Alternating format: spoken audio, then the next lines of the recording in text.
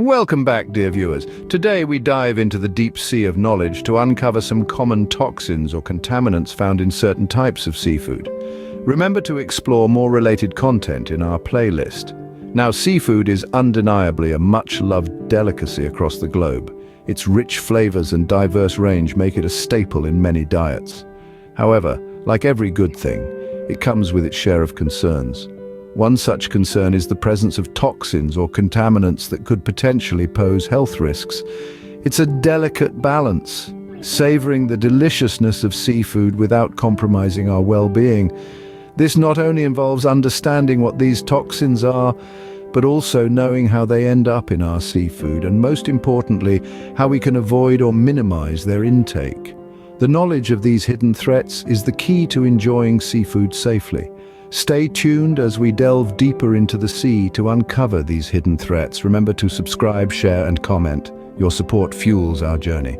First, we navigate to the heavy metal most commonly associated with seafood: mercury. This silvery liquid metal, known for its use in thermometers, has a dark side when it comes to our diets. Mercury is a naturally occurring element, but human activities like burning coal, oil, and waste, or gold mining can release it into the environment. From there, it finds its way into our oceans and water bodies. Once in water, mercury undergoes a transformation. Bacteria in the water convert mercury into a more toxic form called methylmercury. This methylmercury is absorbed by small aquatic organisms, which are then eaten by bigger fish and so on up the food chain. This process, known as biomagnification, results in larger predatory fish accumulating higher levels of mercury. Now, why should we care about mercury in our seafood? Well, mercury, particularly in its methylmercury form, is a neurotoxin. That means it can damage the nervous system. High levels of mercury exposure can lead to vision and hearing loss, motor skills impairment, and in severe cases can be fatal.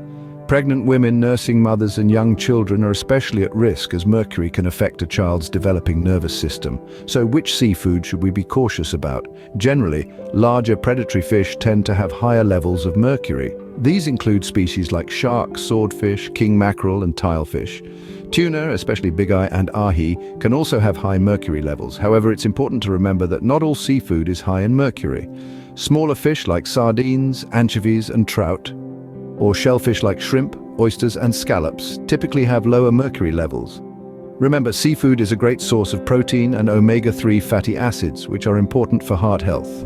The key is to choose a variety of seafood that's low in mercury and to eat it in moderation. It's crucial to be aware of mercury levels in seafood, but that's not the only toxin we should be concerned about.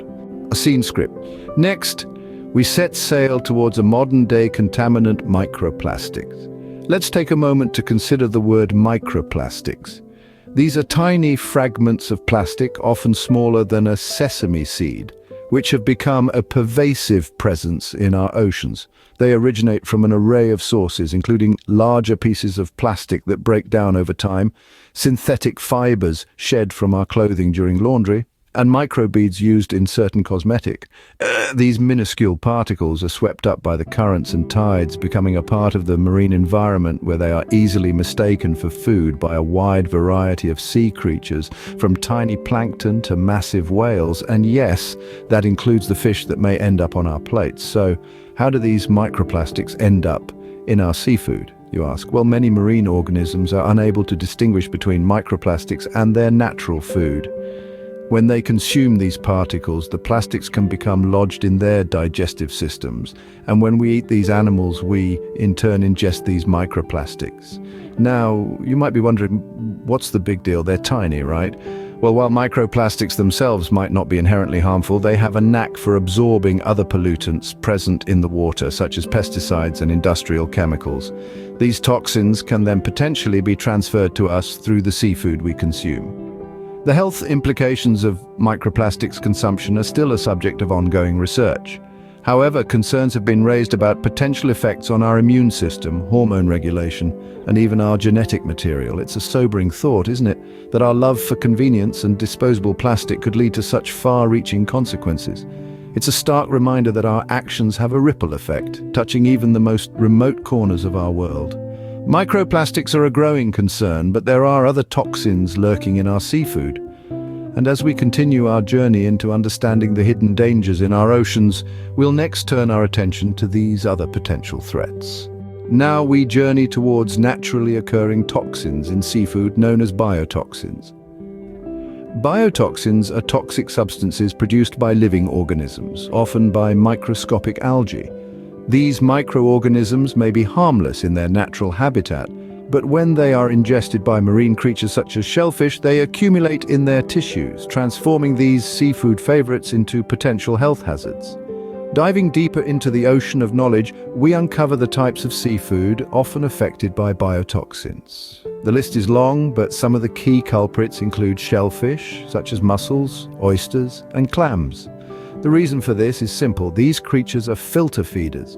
They suck in water, filtering out the algae to eat, and with it, any toxins that the algae might be producing. But the story doesn't end here. Biotoxins are not limited to shellfish. Certain types of fish like barracuda, amberjack, and red snapper can also accumulate biotoxins, particularly a type known as ciguatoxins.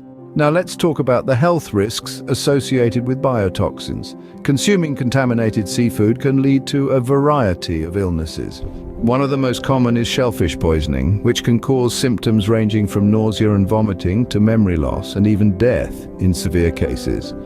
Ciguatera, caused by ciguatoxins in fish, is another common illness, causing a range of symptoms including gastrointestinal issues, weakness, and a strange sensation of temperature reversal, where cold feels hot and vice versa. It's important to note that cooking or freezing contaminated seafood will not destroy the biotoxins. They are remarkably resilient and remain potent even after the seafood is cooked or frozen. Despite these risks, don't be quick to abandon seafood altogether. Seafood is a rich source of protein, omega-3 fatty acids, and various vitamins and minerals. The key is to source your seafood responsibly, ensuring it comes from clean, unpolluted waters, and to diversify your seafood choices to limit exposure to potential contaminants. Biotoxins can pose significant health risks, but remember, seafood can still be a part of a healthy diet.